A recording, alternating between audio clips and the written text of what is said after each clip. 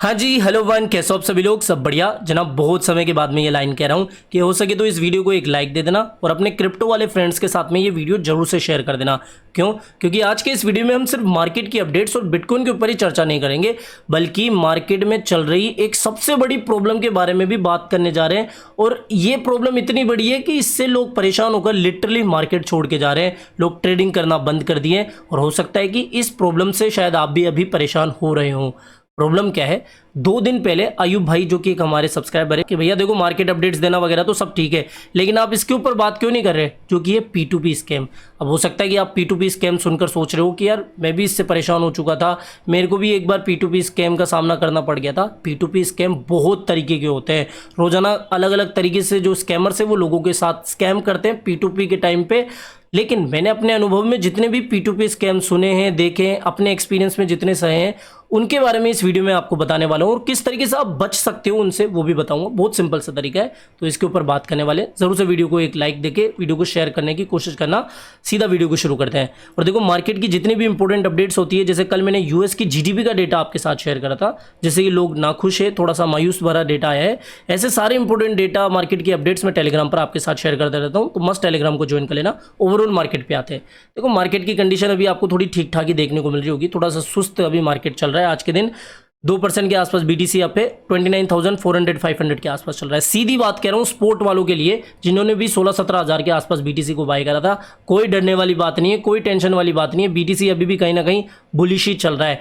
यहाँ पर एक तरीके का आपको हेड एंड शोल्डर पैटर्न बनता हुआ देखने को मिल रहा होगा। ये वाला देखो शोल्डर, और अब ये शोल्डर फॉर्म हो रहा है। कोई डरने की जरूरत नहीं है, जरूरी नहीं है कि हर बार ही ये हेड एंड शोल्डर पैटर्न काम करे, लेकिन करेक्शन के बारे में थोड़ा सा अलर्ट करना चाहूँगा।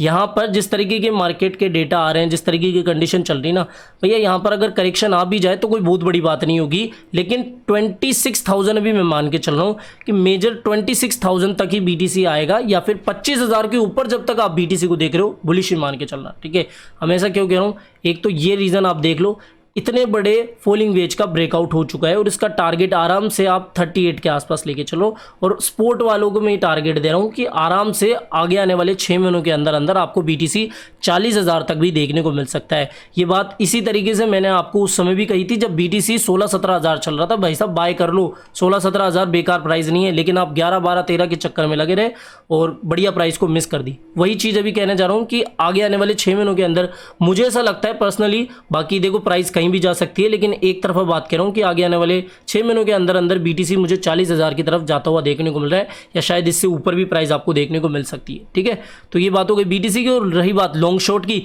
26,600 के आसपास से लॉन्ग और 32 के आसपास से आप शॉर्ट मार सकते हो।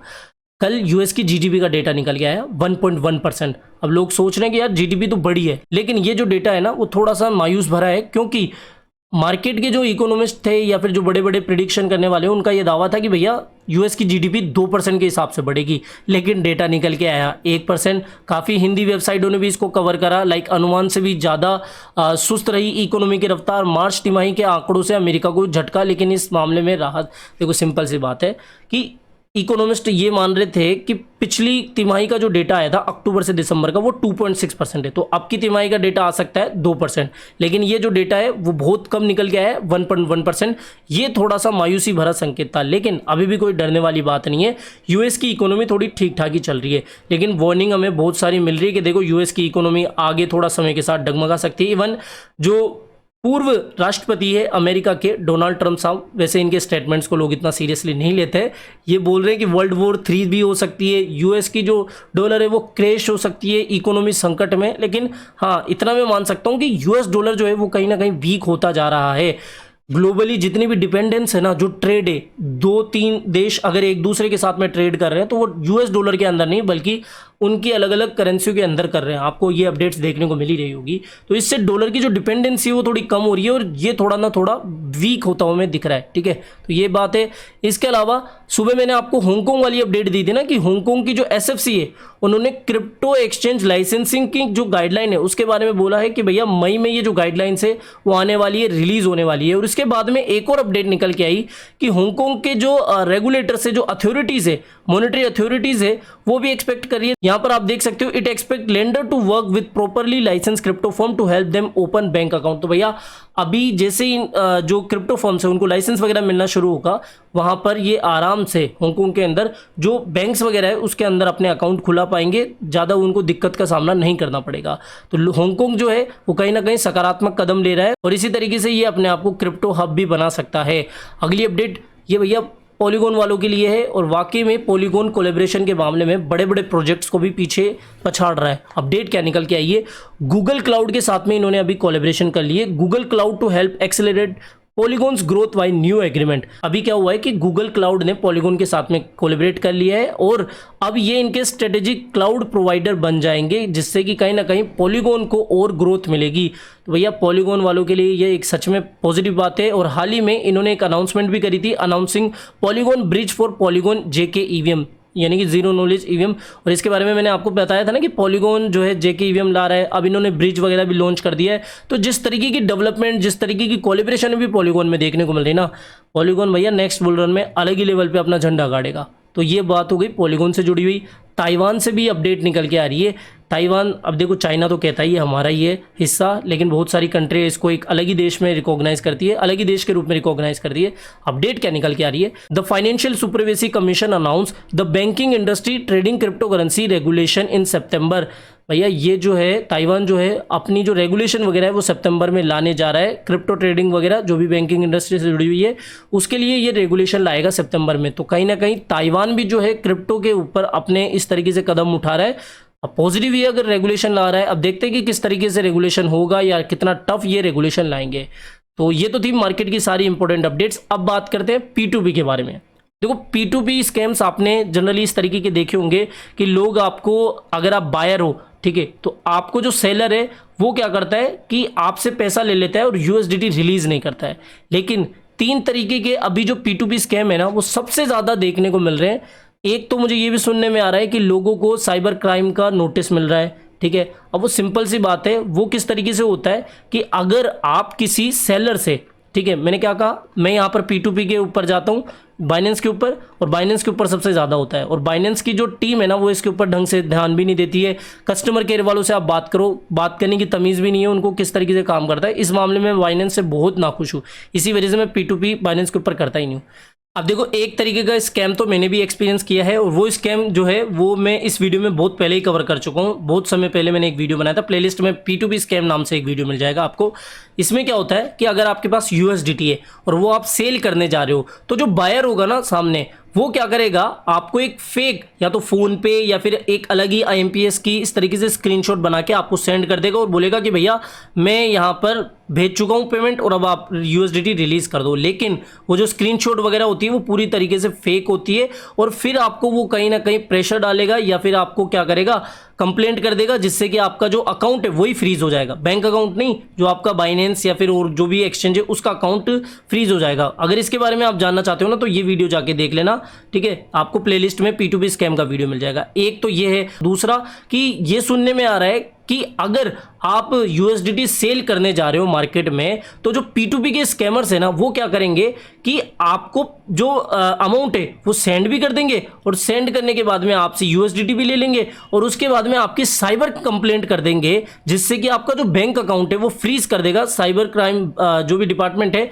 और इससे क्या होगा कि आप परेशान होकर उससे कांटेक्ट करोगे और कांटेक्ट करने के बाद में वो आपसे कहेगा, देख मैं ये पूरा मामला जो है वो रफा दफा करवा सकता हूँ, तो मुझे इतना पैसा दे दे। और आप भी ज़्यादा बैंक के या फिर ज़्यादा कचहरी के चक्कर में ना पड़ने के चक्कर में उसकी बात मान लेते हो और छोटा मोटा अमाउंट उसको देकर या फिर जो भी अमाउंट है वो देकर आप ये मामला पूरा सुलझाना चाहते हो, ठीक है। तो एक ये भी बात है। देखो बहुत सारे तरीके के स्कैम्स अभी चल रहे हैं। सिंपल सी बात आपको कहने जा रहा हूं, और मैं ऐसा समझता था कि ये चीज़ तो कॉमन सेंस वाली है और सभी लोगों को पता होगी, लेकिन मुझे सच में ये चीज़ बाद में पता लगी कि लोग इसके बारे में जानते ही नहीं है। देखो आप जब भी P2P करने जाओ ना, किसी भी बायर और सेलर को आप ढूंढते हो तो उसमें एक चीज़ ध्यान रखना, कोई भी अकाउंट अगर आप देख रहे हो, कोई भी बायर सेलर सेलेक्ट कर रहे हो, तो उसने कितनी अभी तक जो ट्रेड है वो कंप्लीट करी है, कितना कंप्लीशन उसका है। अगर उनका कंप्लीशन 98% से ज़्यादा है तो बहुत कम ही चांसेस होंगे कि वो आपके साथ कुछ स्कैम करेगा। 98% से ज़्यादा वालों को ये आपको सेलेक्ट करना है। साथ ही ये भी देखना है कि उसने अब तक कितने ऑर्डर प्लेस करें या फिर उसने कितने अभी तक P2P ट्रेड करी है। और अगर डेटा 500-600 के आसपास होगा, तो बहुत अच्छा वो आपको बायर और सेलर मिल रहा है, तो उसके साथ आप कर सकते हो। पहली चीज़ तो ये देखनी है कि कंप्लीशन और ऑर्डर्स उसके कितने हैं, जितने ज़्यादा होंगे उतने ही चांसेस है कि भैया ये आपके साथ में कभी स्कैम नहीं करेगा। दूसरी चीज़ कि एक जेन्युइन प्राइस आपको मिल रही हो, कि मान लो सब लोग जो है, अगर आप नीचे स्क्रॉल करोगे सब लोग 88, 87 इस तरीके की प्राइस दे रहे हैं, और कोई आपको अगर 90 दे रहा है, 89 दे रहा है, या फिर थोड़ा ज़्यादा ही दे रहा है जितनी भी मार्केट की प्राइस चल रही है, तो आप उनसे भी थोड़ा सा सतर्क रहिए। कई लोग क्या करते हैं कि थोड़ा सा प्राइस के चक्कर में स्कैमर्स के जाल में आ जाते हैं। अरे 1 रुपये कम मिल रहा है तो भैया क्या झंझट हो रही है, ठीक है, इतना तो आप थोड़ा सा सही लिया करो। मैं तो यही कहूँगा कि अगर ठीक ठाक प्राइस आपको मिल रही है ना, तो उनसे आप करा करो। तो इससे बचने का सबसे सिंपल तरीका तो मैंने आपको बता दिया। मैं जो एक करता हूँ पर्सनली, वो थोड़ा सा आपके साथ बता देता हूँ कि मैं अभी 3-4 लोगों के पर्सनल कॉन्टेक्ट में आ चुका हूँ, जिससे कि मैं कई बार ट्रेड कर चुका हूँ, ठीक है, P2P के ऊपर, और उनसे मेरा व्यवहार ऐसे नहीं कि मैं समझा दूँ भैया हूँ, ऐसा है, ठीक है। 3-4 बार ट्रेड होने के बाद में नंबर एक्सचेंज हो जाते हैं, और फिर थोड़ा पर्सनल कॉन्टेक्ट भी उनके साथ में बन जाता है। हालांकि वो चीज़ अभी तक तो मेरे साथ ठीक चल रही है, बाकी ये कोई श्योर तरीका नहीं है। जो मेन चीज़ थी वो मैंने आपको बता दी कि इन बातों का आप ध्यान रखो।